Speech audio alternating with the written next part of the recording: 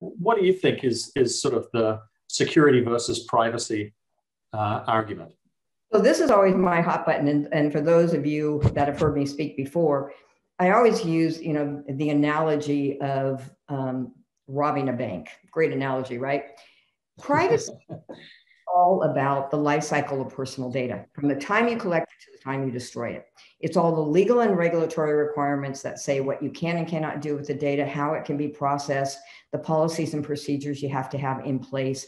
It's the absolute foundation of which you decide what data you need in order to run your business, to support your relationships, and to basically manage data ongoing.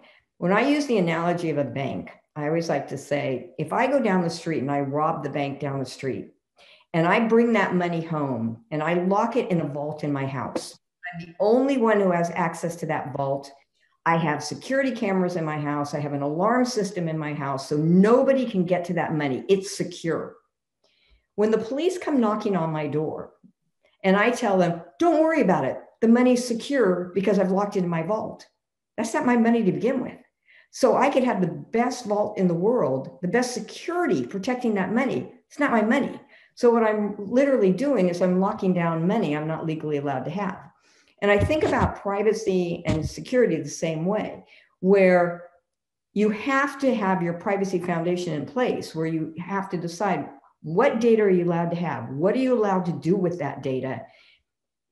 Who are you getting that data from? Who are you sharing it with? How long are you maintaining it? How are you destroying it? If you start by looking at security, you're literally building a fortress around data you may not legally be able to have.